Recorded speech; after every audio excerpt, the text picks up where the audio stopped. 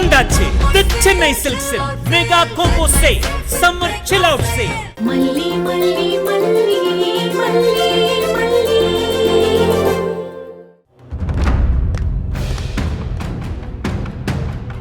என்ன நீங்க பாட்டுக்கு கிளாஸ் ரூம்க்கு கூட்டிட்டு போறீங்க? என்னாச்சு மேடம்? என்னாச்சா? ஒண்ணுமே நடக்காத மாதிரி பேசுறீங்க.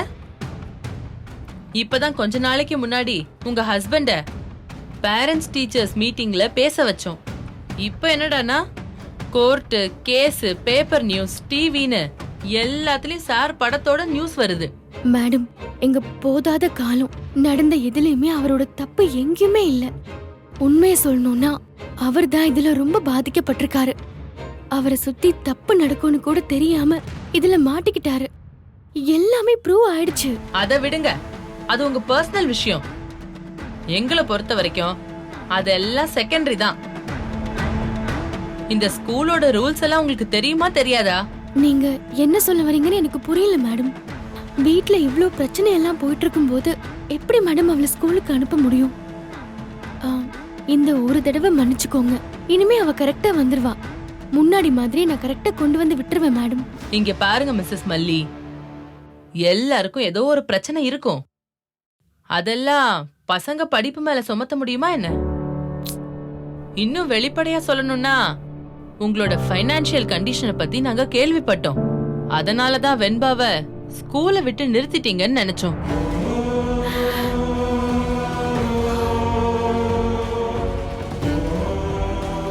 ஐயோ இல்ல மேடம், எங்க வாழ்க்கையில எது நடந்தாலும் படிப்பை மட்டும் எப்பவும் நிறுத்த மாட்டோம்.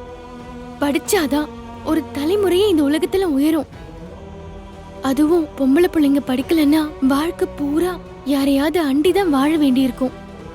வெண்பாவை எங்க உயிர் போனா கூட படிக்க அனுப்பாம இருக்க மாட்டோம் மேடம். என்ன நாங்க அட்லீஸ்ட் ஒரு ஃபோன் பண்ணியாச்சும் சொல்லி இருக்கணும். அப்படி இன்ஃபார்ம் பண்ணாதது எங்க தப்பு தான். இனிமே அப்படியெல்லாம் நடக்காம பாத்துக்கிறோம் மேடம்.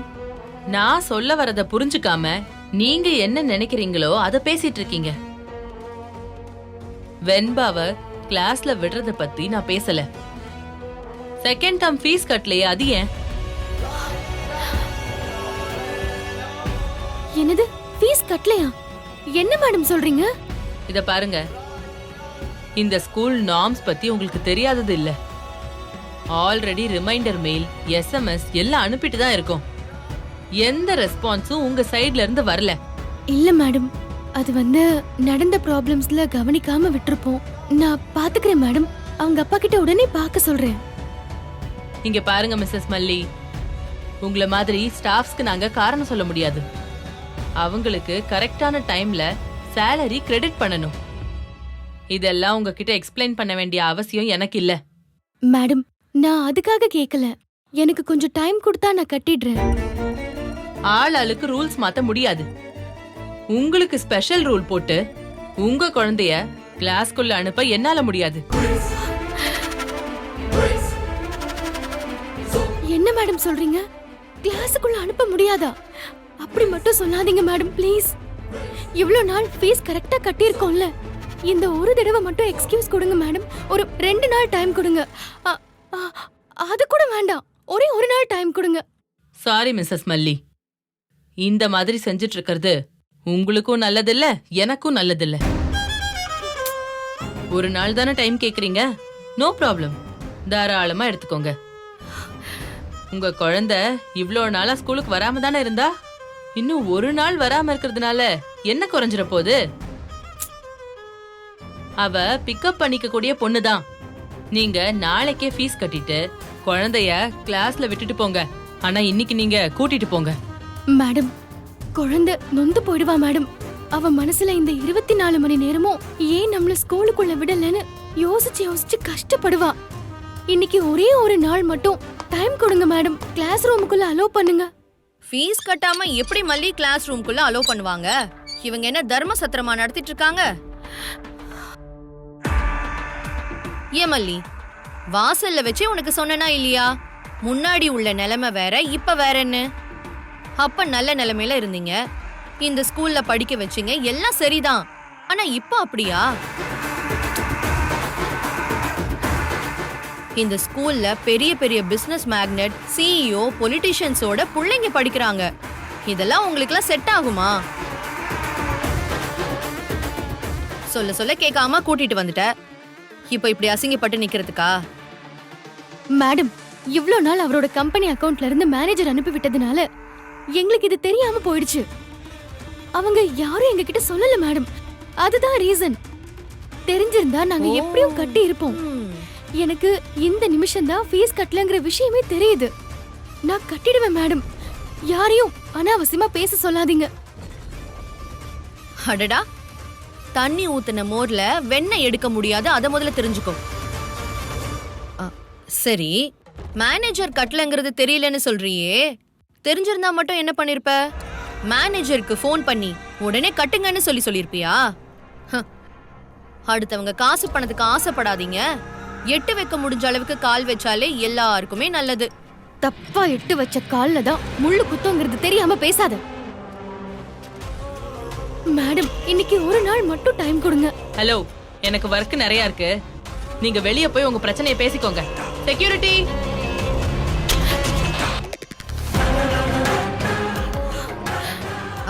மல்லி, அவங்க என்ன வெளியில அனுப்புறதுக்காக செக்யூரிட்டியை கூப்பிடல. எனக்கு ஏன் பணம் சொத்து தான் செக்யூரிட்டி. என்ன பாக்குற? உன்னை செக்யூரிட்டி வந்து கழுத்தை புடிச்சு இழுத்து வெளியில கூட்டிட்டு போறதுக்கு முன்னாடி நீயே போயிடு. ஏன் வெண்பா, கடைசியில உன் மல்லியம்மா உன்னை எங்க கொண்டு வந்து நிறுத்திருக்கா பாத்தியா?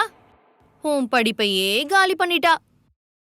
இப்பவாச்சும் அவ எவ்வளவு மோசமானவனு புரியுதா?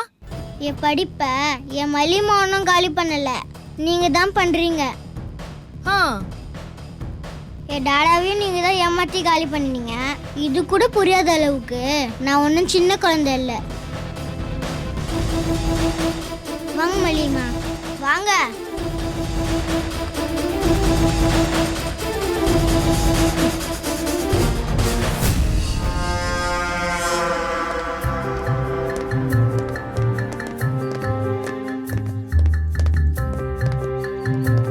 மல்லியம்மா, நாளைக்கு ஸ்கூலுக்கு வர முடியாதாம்மா? இல்லடா, அம்மா எப்படியும் ஃபீஸ் கட்டிடுவேன். நாளைக்கு கிளாஸ்க்குள்ள விட்டுருவாங்க. அம்மா, ஆசரெல்லாம் இல்லை மல்லியம்மா. நாளைக்கு முடியலனாலும் பரவாயில்ல, நீங்க வரி பண்ணிக்காதீங்க. ஃபீஸ் கட்டுற வரைக்கும் வீட்ல இருந்தே படிப்போம் மல்லியம்மா. நான் ஹாப்பியா தான் இருக்கேன், நீங்க ஃபீல் பண்ணாதீங்க. டாடா வேலைக்கு போய் சீக்கிரம் பணம் கொண்டு வந்துடுவார்ல, அதுக்கப்புறமா ஸ்கூல்ல என்னை கொண்டு வந்து விடுங்க. நீங்க டல்லாகாதீங்க. உங்களை இப்படி பார்க்க எனக்கு அழுகழுகியா வருது. இல்ல, நான் நார்மலா தான் இருக்கேன். அல்லாதீங்க. நீங்க மற்ற விஷயத்துல எல்லாம் போல்டா இருப்பீங்க, இதுக்கு மட்டும் ஏன் அவ்வளோ ஃபீல் பண்றீங்க? தைரியமா இருக்கணும்னு நீங்க தானே மல்லியம்மா எனக்கு சொல்லுவீங்க.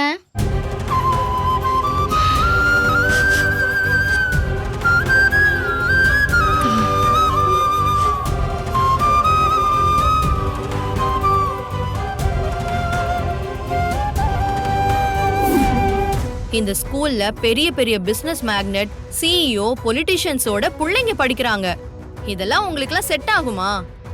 சொல்ல சொல்ல கேட்காம கூட்டிட்டு வந்துட்ட. இப்போ இப்படி அசிங்கப்பட்டு நிக்கிறதுக்கா?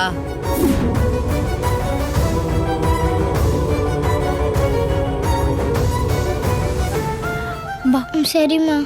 ஹாய் வெண்பா. ஹாய் மீனு. ஆண்டி, வெண்பாவை ஸ்கூலுக்கு கூட்டிட்டு வந்துட்டீங்களா? வா வெண்பா, நமக்கு லேட் ஆயிடுச்சு, பெல் அடிச்சிடுவாங்க.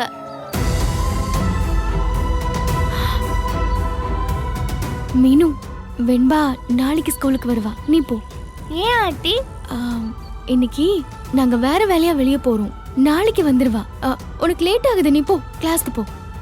பாய் மீனு. பாய் பாய் வெண்பா, see you tomorrow.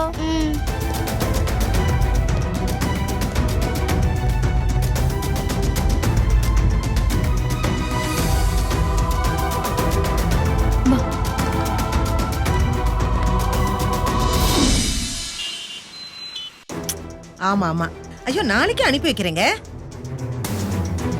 காலையிலேயே கண்டிப்பா வந்துருவாங்க. அங்க என்னென்ன ஒர்க் இருக்குன்னு டீடைல்டா சொல்லிடுங்க. ஏதாவது கம்ப்ளைண்ட்னா நீங்க எங்கிட்டயே டைரக்டா சொல்லலாம். அப்படியா? ஆஹா, ஐயோ, நான் இது ஒரு பிசினஸாவே பண்ணலமா. நான் இது ஒரு சேவையா தான் பண்ணிட்டு இருக்கேன்.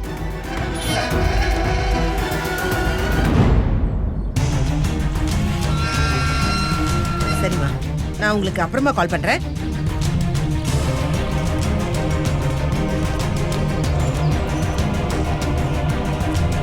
ஏய் ஏய், என்னாச்சு பிள்ளை? வெண்பாவை ஸ்கூல்ல விடாம கையோட கூட்டிட்டு வந்திருக்க. இன்னைக்கு ஸ்கூல் லீவா என்ன? என்னாச்சு கண்ணு? உடம்பு கிடம்பு ஏதாவது சரியில்லையா? இல்ல பெரியம்மா, என்னதான் பிள்ளை ஆச்சு?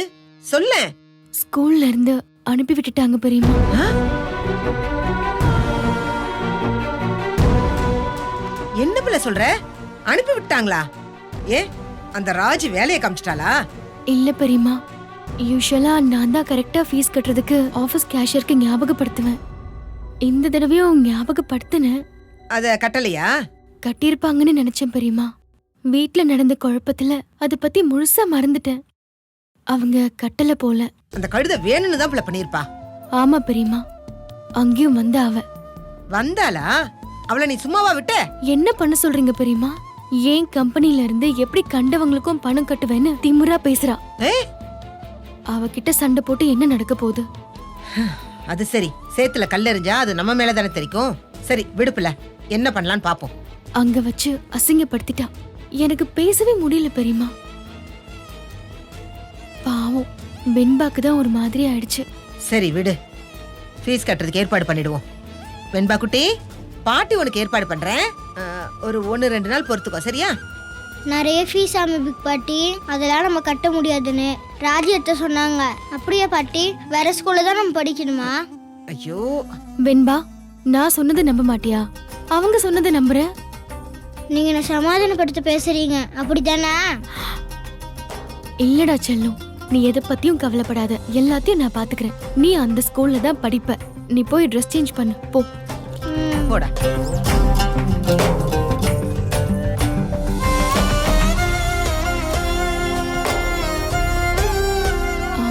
பெரியம்மா, எனக்கு ஒரு வேலை ரெடி பண்ணி தாங்க பெரியம்மா. வேலையா? ஆமா பெரியம்மா, அவருக்கு சப்போர்ட்டா நானும் ஏதாவது வேலைக்கு போறேன். பாவம், அவர் தனியா என்ன பண்ணுவாரு? அவர் போனாலும் மாச சம்பளத்துக்கு தான் போவாரு. தினக்கூலி மாதிரி ஏதாச்சும் வேலை கூட ரெடி பண்ணி தாங்க. உடனே பணம் கிடைக்கும்ல. ஏய், என்ன பிள்ளை இப்படி எல்லாம் சொல்ற? தினக்கூலி மாதிரி போறியா? அதெல்லாம் சரியா வராது. ஆஹா, இல்ல பெரியம்மா, இப்ப இருக்கிற நிலைமைக்கு நான் வேலைக்கு போய் தான் ஆகணும். தயவு செஞ்சு ஏதாவது ரெடி பண்ணி தாங்க. எந்த வேலையா இருந்தாலும் பரவாயில்ல, உழைச்சு தானே சம்பாதிக்கிறோம். யாரையும் ஏமாத்தி சம்பாதிக்கல, திருடலையே. அதனால தப்பில்ல பெரியம்மா. வீட்டுக்கு அட்வான்ஸ் கட்டணும், வெண்பாக்கு ஃபீஸ் கட்டணும். அட்லீஸ்ட் வீட்டு செலவுக்காவது நான் சம்பாதிக்க மாட்டேனா? சரி, இவ்வளவு சொல்ற பாக்குறேன். நாளைக்கே ஏற்பாடு பண்ணுங்க பெரியம்மா. யோசிச்சு சொல்ற மல்லி, நீ முதல்ல குழந்தைக்கு குடிக்க ஏதாவது கொடு. நடக்க வச்சு வெயில்ல கூட்டு வந்திருக்கேன். போ. சரி பெரியம்மா, நீங்க வேலையை மறந்துடாதீங்க. போ.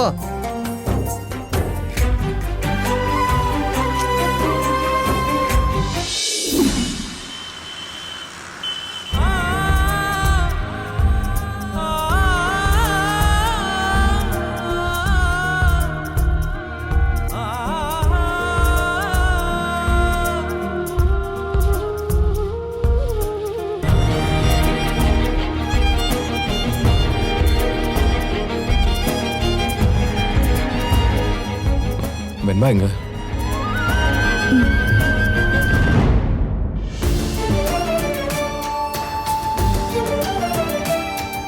வெண்பா எங்க மல்லி? அவளுக்கு சாப்பாடு கொடுத்து பால் கொடுத்து படுக்க வச்சுட்டேன். நீங்க குடிங்க.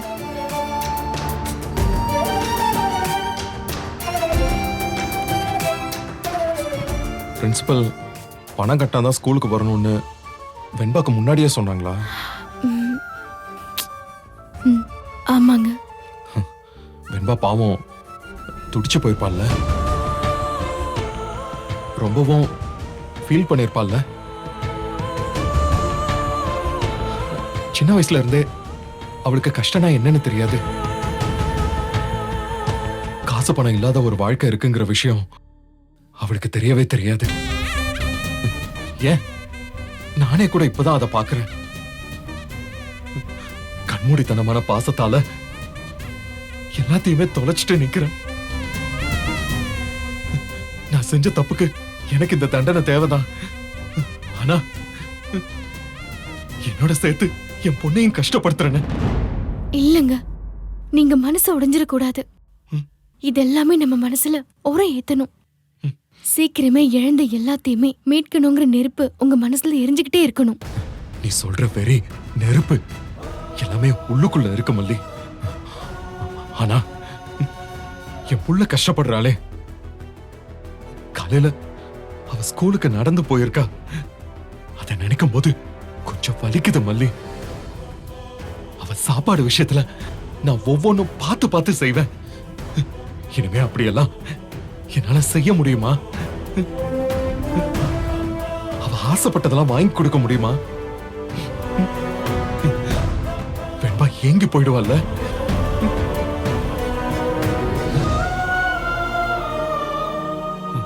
இங்க பாருங்க, முதல்ல நீங்க இப்படி மனசு கஷ்டப்படுறத நிறுத்துங்க. இல்லனா வெண்பா மனசு கஷ்டப்படும். அவ முன்னாடி நம்ம எந்த கஷ்டத்தையும் காட்டிக்க கூடாது. அவளுக்கு எந்த கஷ்டமும் தெரியாத மாதிரி இருக்கணும். அவளுக்கு முன்னாடி நம்ம இப்பதான் ரொம்ப சந்தோஷமா நடந்துக்கணும். நம்ம கஷ்டம் நம்மளோட போகட்டும். எந்த ஒரு கஷ்டமும் அவளுக்கு தெரியாம நம்ம பாத்துக்கணும். அந்த வீட்ல வெண்பா வாழ்ந்த வாழ்க்கைக்கும் இங்க அவ வாழ போற வாழ்க்கைக்கும் எந்த வித்தியாசமும் இல்லாம நாம அவளை சந்தோஷமா வச்சுக்கலாம். ஆமா மல்லி, வெண்பா அங்க எப்படி எந்த கஷ்டமும் இல்லாம இருந்தாலோ அதே மாதிரி அவ இங்க வளரணும். வெண்பாக்கு எந்தவித குறையும் இல்லாம வளர்க்கணும். வெண்பாக்கு ஒரு குறையும் வராம நம்ம பாத்துக்கலாங்க. நீங்க முதல்ல நார்மல் ஆகுங்க. நான் உங்ககிட்ட ஒரு விஷயம் பேசணும். என்ன விஷயம் மல்லி, சொல்லு. நான் நான் வேலைக்கு போலான்னு பாக்குறேன். பெரியம்மா கிட்ட எல்லாம் சொல்லியிருக்கேன். ஏதாச்சும் வேலை ரெடி பண்ணி தரேன்னு சொல்லியிருக்காங்க.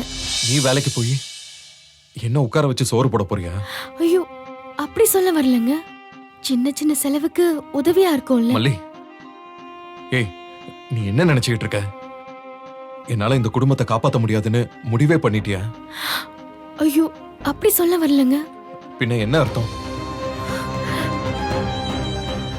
நீ வேலைக்கு போய் சம்பாதிச்சு எங்களுக்கு சாப்பாடு போடுவேன், நாங்க உட்கார்ந்து சாப்பிடணும். உன் வீட்டுல இருக்கோம். அதனால நீ சொல்ற எல்லாத்தையுமே நாங்க கேட்கணும், அப்படித்தானே? ஐயோ, என்னங்க இப்படி எல்லாம் பேசுறீங்க? உங்களுக்கு உதவியா நானும் இருக்கலான்னு தான் அப்படி சொன்னேன். மத்தபடி வேற எதையும் நினைச்சலாம், வேற எந்த எண்ணத்திலயும் சொல்லல. இங்க பாரு மல்லி, நான் என் அப்பாவோட சம்பாத்தியத்துல மட்டும் இல்ல, என்னோட திறமையில என்னோட உழைப்பால தான் நான் மேலேயே வந்தேன். என்னோட பிசினஸ நான் கட்டி எழுப்பினேன். இப்ப என்ன, என்கிட்ட இருந்துதான் எல்லாமே கைவிட்டு போயிடுச்சு. இனிமே என்ன பண்ண போறேன்னு இப்போ இந்த நிமிஷம் வரைக்கும் நான் உடைஞ்சு போய் உட்காரல. ஆனா நீ பேசுறது என்ன அப்படி ஓரமா மூலையில உட்கார வச்சிருமோன்னு தோணுது. என்னங்க இப்படி பேசுறீங்க? நீங்க என்னைக்கும் அப்படி ஆக மாட்டீங்க. அதுக்கு நான் காரணமாவும் இருக்க மாட்டேன். இங்க பாரு மல்லி, நான் இப்போ ஒவ்வொரு கம்பெனியும் ஏறி இறங்கினா, இன்டர்வியூ அட்டென்ட் பண்ணனா, எனக்கும் என் படிப்புக்கும் என் திறமைக்கும் 1000 வேலை கிடைக்கும். என் கெட்ட நேரத்துக்கு ஒரு வேலை, அப்படியே என் திறமைக்கு ஏத்த வேலை கிடைக்காம போனா கூட எனக்கு கை கால் நல்லா தான் இருக்கு. ஒரு கூலி வேலை கூட போய் உழைச்சு சம்பாதிச்சு உன்னையும் வெண்பாவையும் காப்பாத்த என்னால முடியும். ஒருவேளை என் கை கால் விழுந்து போனா அப்ப நீ இறக்கப்பட்டு சோறு போடு, நான் சாப்பிட்டுக்கிறேன். ஐயோ கடவுளே, இப்படி எல்லாம் பேசாதீங்க. நான் கேட்டது அப்படி ஒரு அர்த்தத்துல எல்லாம் இல்லைங்க. யார் சம்பாதிச்சா என்னங்க, உழைப்புல என்ன ஆம்பளை பொம்பளை வித்தியாசம் எல்லாம். நான் கேட்டது உங்களை இந்த அளவுக்கு காயப்படுத்தும்னு சத்தியமா நான் நினைச்சு பாக்கலங்க. மல்லி, தயவு செஞ்சு என்ன கொஞ்சம் தனியா இருக்க விடு.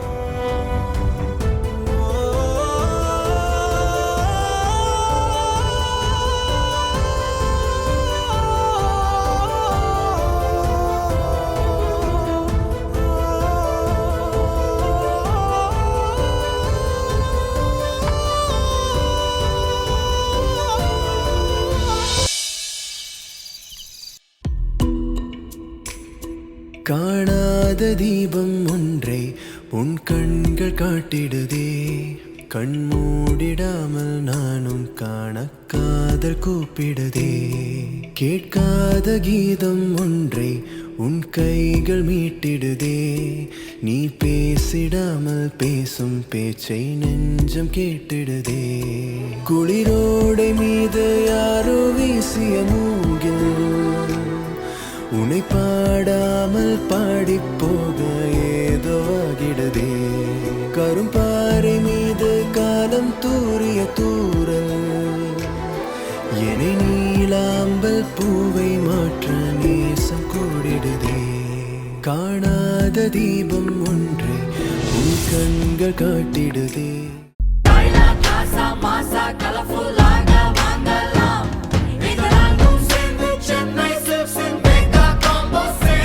வந்தாச்சு தி சென்னை சில்க்ஸின் mega combo sale summer chill out sale. நீங்க நம்ப முடியாத தள்ளுபடி விலையில்.